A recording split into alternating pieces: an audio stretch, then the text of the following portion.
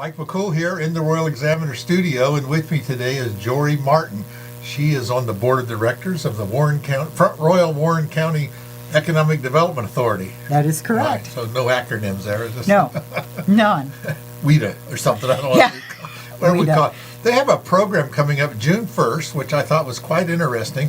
It's called Open Door Business Sessions. And you've had several of these things, or you plan to have more, right? This is the second in a series of 4 for this year. Okay.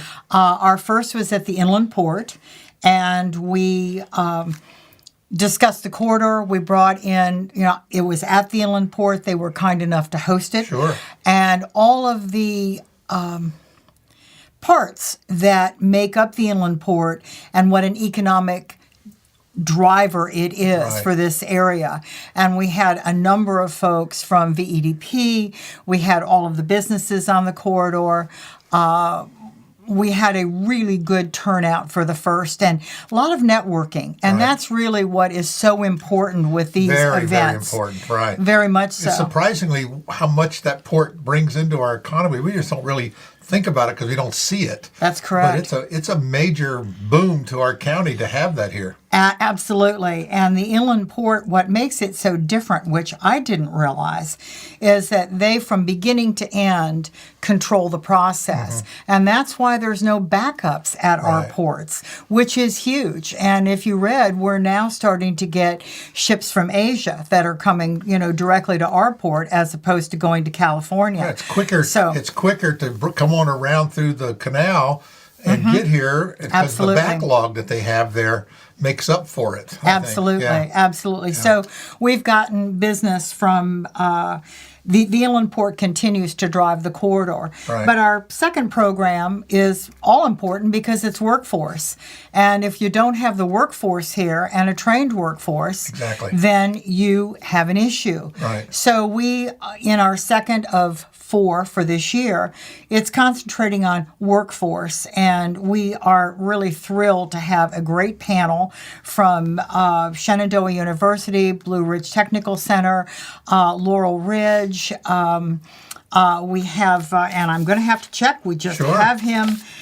Today we have Ray Bramble, who is a small business owner, so from, he's coming. AirServe, yeah. And we have Tracy Llewellyn from Torrey Plastics, and Pat Moore, who is he's on the FRIBA board and also involved in human resource. Yeah, so, she does a thing called Legal Legal Shield, I Legal believe. Shield. Yeah, she does a great job. She's very enthusiastic. Right, and that's what you need. You need and we do need enthusiasm. And this program is this coming Thursday at the community center, and it runs from 10 to 12. Right. And it is definitely open to the public. We would love to see students. We'd love to see anybody interested in working in Warren County and meeting the folks that help educate and develop programs for our workforce.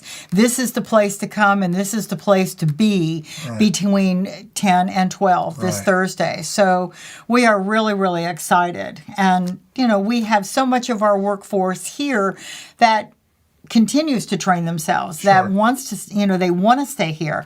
And as the EDA now, I am happy to say, is that we are starting to do economic development again. And that is so nice to say. Right. And more importantly, so nice to do. Yes. And that's been terrific. Right. Well, part of the EDA's job is kind of to grease the wheels and kind of get people and, hey, here we are, come look at us. This workforce is important because it's kind of like a three-legged stool. People say, oh, we want jobs here, but then organizations are looking at us. They say, okay, we're going to build this big building and hire 200 people. Are they available? And that is also a huge part of what we want to be. So we need to look and see who Warren County is, or what we want to be. What kinds of industries do we want here? What kind of workforce do we develop and train for these jobs? And sometimes the 200 jobs isn't as important as having 50 really high quality jobs. Exactly. So, we at the EDA we are trying to listen to the community. We are looking at who lives here, who we are trying to attract, and develop a workforce that also makes sense for us as a community where we want people to be able to live, work, and play. It is a overused expression, but it's overused for a reason. It's really true. And that's what we want. You mentioned 50 good-paying jobs because those people spend money and they create other jobs. Mm-hmm. They create our service industry and help their restaurants and our gas stations. And we don't realize how good jobs create so many more jobs. We look at numbers, and sometimes if you create a bunch of low-paying jobs, we don't really extend go anywhere. Numbers don't tell the story. And as an aside, back in 95, because I couldn't find a job here and commute into the city, I created my own when I opened up Chase Gourmet. Right. But the bottom line is that it really was a wonderful thing to be able to employ people, to give them most of them a really good wage for the time and the era. And people spent their money here, and we had another business. And that leads me also to, we are pleased to say that we have a new 5-member subcommittee or board that for our small business development. Mm-hmm. And we are open for business. We are looking to lend money. We have Joe Petty is heading up that program along with board members. Mm-hmm. And we have been working very closely with the rural business development, and so we're moving forward with that, and the information is on the EDA website as it develops, and also the county's website. So we're really excited about that, and we have over $500,000 to lend, and we're looking to lend it. We need to get in line. Yeah. It's true, and of course we covered that first open door session, and we plan to do it again, and we want to push out economic development in our community. And like you said, it's a three-legged stool, and we kind of have to look at all the parts. Housing's a part, and workforce is a part. The jobs is just really a small part, because it's almost kind of like, you hate another overused phrase, if you build it, they'll come. Correct. It's kind of like when you prepare for it, they'll build it. Yes, exactly. But we want to be well prepared. We want to be focused. And I think you hit the nail on the head. You don't want to necessarily grow for growth's sake. You want to have a reason to grow, to have a controlled growth. Is that what they call it? Well, yeah, it's one of those things. Yeah. Smart growth. That's the new buzzword, smart. It is, and also we really have spent a lot of time trying to look at one of our big components, of course, is the Avtech site. Right. I mean, that has been fallow for over 30 years. And we're at this point looking forward to opening up the Conservancy side. It was the plan back in 2000. We certainly hope that this will be the year that we start to open up the trails. Right. And the reason, aside from opening it and giving it back to the community, is that we look at it as an economic driver for the other 119 acres that we have, and look to develop that. We have, developed an RFI that we have not put out yet.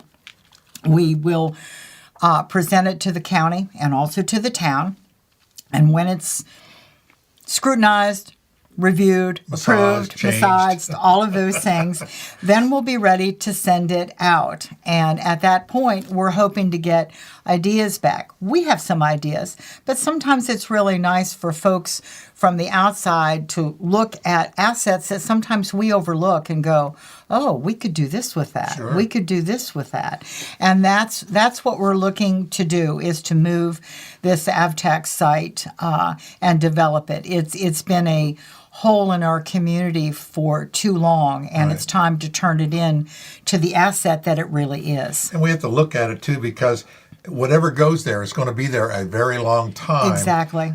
But there's a lot of benefits of developing in the town limits here. Exactly. And especially on industry, we know our electric rates are half, of everywhere else, and most businesses are going to use a lot of electricity. Yes. And you got parking there. You can build a nice what they call it, a campus.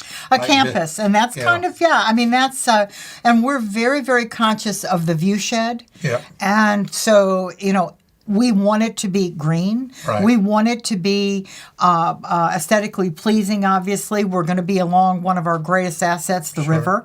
So we're very mindful of what we want to put there. And so that's kind of one of our big focuses for the next several years. Right. And I know that, and my lifetime's getting shorter and shorter every day. I'd like to see Havtech's developed in my lifetime. I absolutely would. I would too. And like you say, when the right company comes in there, it'll be right. Yes. We'll know it. And then you said, as a campus environment type of business, we're not going to have smokestacks, in there. And those are the kind of businesses that are high paying, and they like that. They'll like the trails and the view and the environment around it, and the location means a lot to those kind of businesses. Yep, And it truly does. Yeah, so there's a lot of, we don't realize how much benefit we have there. We really do have a lot of benefit, and to develop that, we're looking at maybe multi-businesses. And now that we have with the restrictions having been lifted or revised in 2014, now that we can put restaurants there, now that we can put some things that are really attractive to support a campus-like setting, we really think that we've got a jewel there that can be a real economic driver for the community. And also we'll be working with the town, because it is within the town limits, and as if they reconstitute themselves for the Front Royal Economic Development Authority, we look forward to working with them as well, because it's in their town limits. So we look that we'd like to partner, and I look at the EDA, or I think I can't speak for the whole board, but I know for myself, there are many times that we aren't the leader, but we are, as you said, the facilitator. We hear of so many things that you can go, oh, I can put this person with this person. Exactly. And maybe this will work. And then you hear a couple months later that, you know what, that introduction did make a difference. And now a business is starting from that. So that's what I really hope, and I know this whole board does. We want to have an organized focus on economic development. Right. I always tell people, if I can't do it, I know a guy. That's exactly. And that's really, that is true. I was going to say you pull out your Rolodex, but that dates us too, doesn't it? Yes, it does. But you know what? I still have one. So what can I tell you? It's so important. And that goes back to this networking and cooperation and partnerships and joint ventures and all those kind of buzzwords we hear all the time. But they don't say it's who you know. And especially in a smaller community, and that's one of the benefits of being in a small community, is that we do know people and people do care, and so again, it's a balance as you develop. We don't want to lose that. No. I mean, that is people come here, and I have family that comes to visit. They can't get over that when you go to the grocery store or you go somewhere that you run into 4 or 5 people who know you and will ask about your family and all of those things. And just that's a quality that I don't think that we really want to lose. No, you mentioned it. We want a company and businesses that choose to come here, exactly, assimilate into our community, because there's so many businesses that are just no name.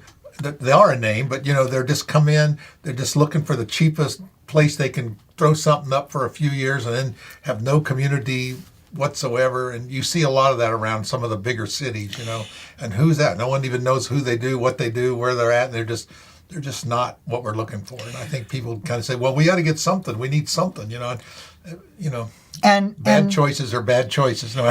we when the EDA looks at a company that is interested in us, and several years ago, because of what was going on, there were companies that looked at us to maybe, quote, take advantage of the situation. Not saying that happened, but just saying that sometimes it's the deal you walk away from that is the best deal. Right. And I will tell you that we did have projects that were offered, and we looked at them, and sure, it would have been an easy fix, but when you look 4 or 5 years down the road and how it impacts the community. Exactly. We, in good conscience, didn't do it. Yeah. So, again, I really think we've come a long way. Right. I am truly excited about what our future holds.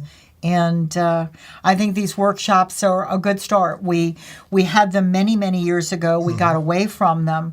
And now it was just one of those things that we all looked and said, yes, communications and developing these programs are another way for the EDA to develop the community in the right way. Reminds me of another cliche, the urgent gets in the way of the important. Yes, and that it's is so exactly true. what's happened, and we need to get, sometimes all businesses just kind of say, whoa, what am I doing here? People ask me, how's business? I say, well, we have a lot of activity, but not much productivity, right? And so I think it's true in all businesses. We just need to sit down and focus. And one of the words that we need to learn in business is that no word.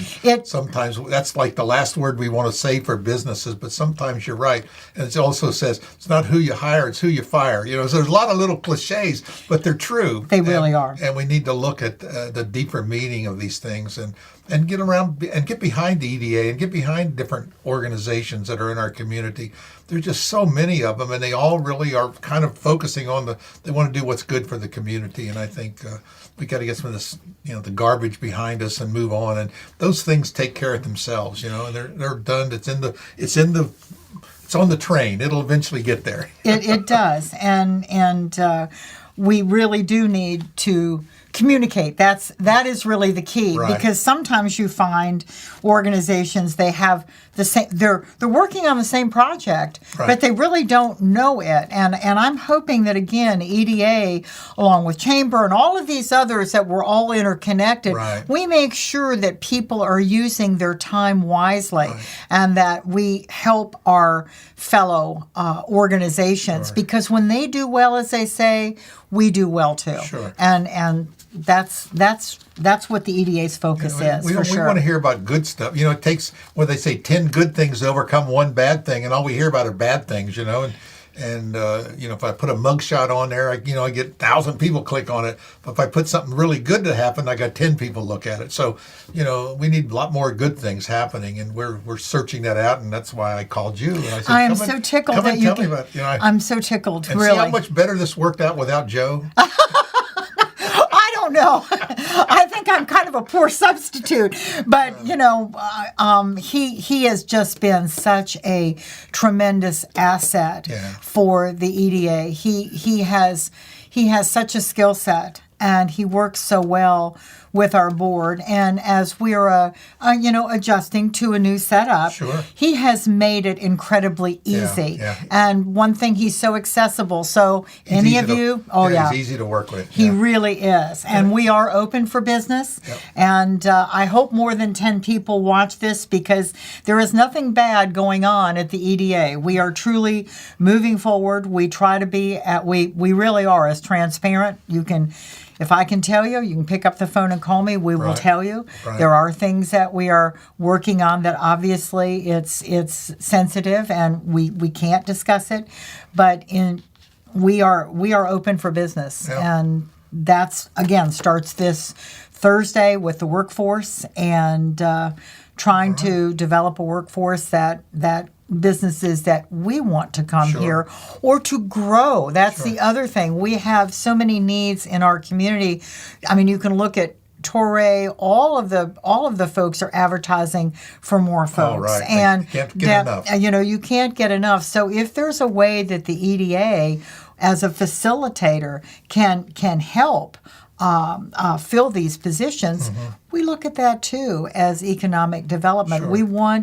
We are so pleased that the businesses that are here, we want to facilitate them in growing, which again goes back to the small business loan. Somebody right at that kind of tweener stage that needs a little bit of money and wants to go to the next level, we're open for business. So I want to mention real quick before we cut off here is you mentioned Laurel Ridge and Shenandoah and the Blue. We don't realize the amount of money those organizations have been put into training workforce. Oh, absolutely. And they have created courses, simulators. Oh, yeah. And just our nursing and engineering. I mean, they just got heavy equipment, not just degree programs, but certificate type programs where 6 months for this, 9 months for that, and you can go from and into a good paying job. You absolutely can. And I will tell you, I spent some time, shame to say, for the first time at the Blue Ridge Technical Center.